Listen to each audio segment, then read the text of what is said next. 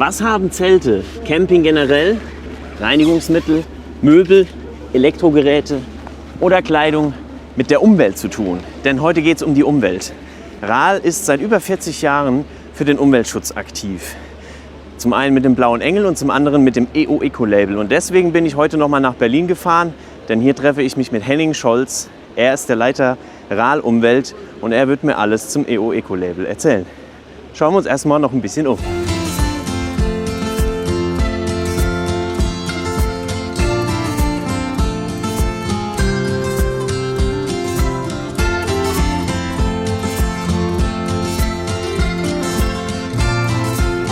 Ich stehe jetzt hier auf dem Stand, dem Showroom vom EO-Eco-Label in Berlin, habe mich mit Henning Scholz getroffen. Hallo Herr Scholz. Hallo Herr Kern. Normalerweise bei uns im Büro in Bonn, aber heute mal hier in Berlin bei bestem Wetter.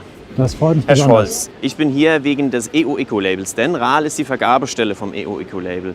Aber erstmal die Frage, was ist das EO-Eco-Label? Das europäische Umweltzeichen ist das Umweltzeichen der Europäischen Union. Es steht für die Mitgliedstaaten der Europäischen Union. Das heißt, ein Umweltzeichen für eine Vielzahl von Ländern in Europa. Okay, seit wann gibt es denn das EO-Eco-Label? Das europäische Umweltzeichen gibt es seit 1992. Es wurde damals von der Kommission gegründet.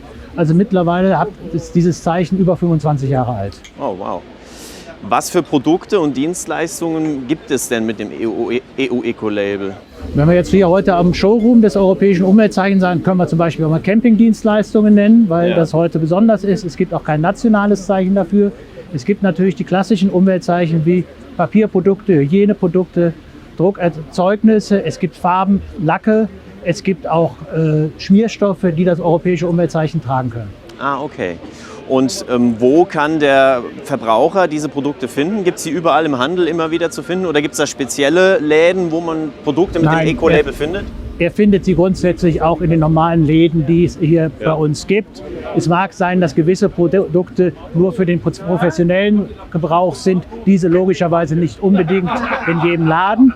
Aber grundsätzlich soll das europäische Umweltzeichen, soll die Kennzeichen dafür dienen, dass die Produkte eben für den Verbraucher sichtbar sind. Da sprechen Sie einen guten Punkt an. Wenn der Verbraucher das Label sieht auf einem Produkt, beispielsweise da hinten sind viele Reinigungsmittel oder Shampoos, und ich sehe das Label, kann ich irgendwo nachschauen, was genau dann dahinter steckt? Natürlich.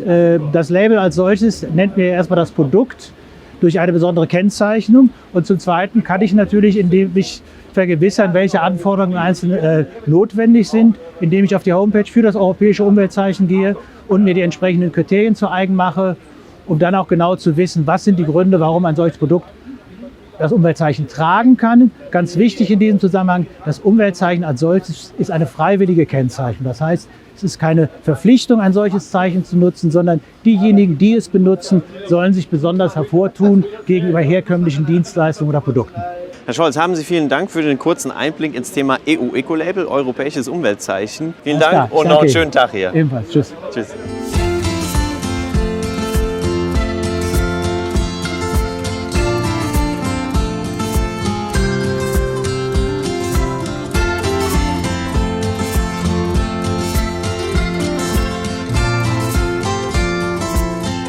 Ich freue mich, dass ich heute sogar die Gelegenheit habe, mit einem Kommissar der Europäischen Kommission ganz kurz über das EO-Eco-Label zu sprechen. Ich gehe direkt mal los, bevor er wieder weg ist. Mr. Sinkevicius, thank you for your time. Just two little questions. What is the aim behind the EU Eco-Label? First of all, it's giving consumer a choice, a reliable choice. Behind the Eco-Label, you can find production which is friendly to environment, friendly to people's health. The companies who receive Eco-Label, they have to undergo quite a few challenges to prove, but this is the most important one. Today we live in a world when the green is kind of on the wave. Yeah. And of course, many companies want to associate themselves with the green, and we have to be honest, the greenwashing is existing. Yeah. And the most effective way to fight it is to have a reliable brand, which companies should maintain certain criteria, which is regularly checked to receive it. And then, of course, that we would give our consumers a product they deserve. what makes the EU Eco-Label so different and so special in comparison to other environmental labels? First of all, it's a reliable label. It's checked by the EU institutions. So all the companies who receive it, they had to undergo certain procedures. Secondly, it gives you a first mover advantage. So that if you would perceive Green Wave as a train on the right side of the history, this is your ticket on that train. Okay. And companies who are the first ones to obtain it, of course, they have a competitive advantage because the consumers we see from our multiply polls that the consumers already know this label. They recognize it very well. They recognize what this label really brings and that company is working and are under these certain standards. And this gives, of course, a company advantage and a consumer a reliable choice that he can pick. Okay. Thank you very much. My pleasure.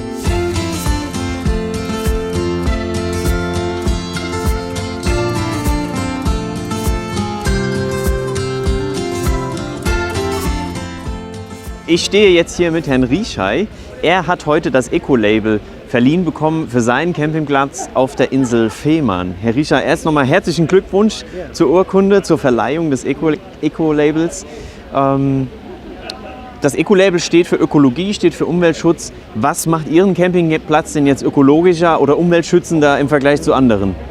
Also das Thema Umwelt begleitet uns schon eine Ewigkeit, also schon seit über 20 Jahren auf jeden Fall. Wir haben vorher auch schon den EMAS gemacht, das Umweltmanagementsystem, und wir beschäftigen uns jedes Jahr mit der Frage, welche Umweltemissionen gehen von unserem Campingplatz eigentlich aus und wie können wir die minimieren. Und da geht es wirklich um Abfall, um Wasser, um Energie, um das ganze Stoffstrommanagement, also mit allen Sachen, was vom Campingplatz letztendlich ausgeht. Und darum kümmern wir uns und da haben wir ganz, ganz viele Maßnahmen ergriffen, mit denen wir das in den Griff kriegen. Okay. Wie haben Sie den Prozess empfunden? Sie haben sich ja beworben wahrscheinlich für das Eco-Label bis hin jetzt zur Verleihung. War das ein langer Ritt oder war das relativ unkompliziert für Sie?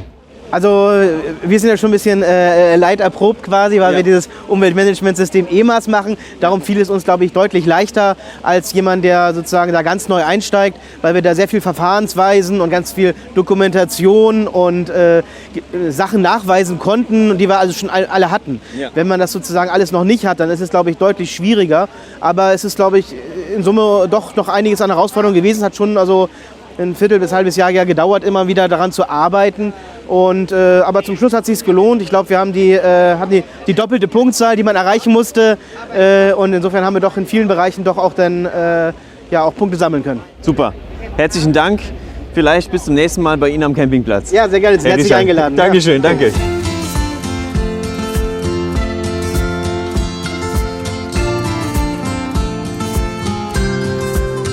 Das EU-Eco-Label, eins von 2 Umweltzeichen, die RAL vergibt. Damit leistet RAL einen Beitrag zum Thema Umweltschutz. Ich habe heute sehr viel darüber erfahren und ich hoffe, auch für euch war vieles Interessantes dabei. Wenn euch das Video gefallen hat, dann gebt uns einen Daumen hoch, abonniert unsere Kanäle und ich sage Tschüss und bis zum nächsten Mal.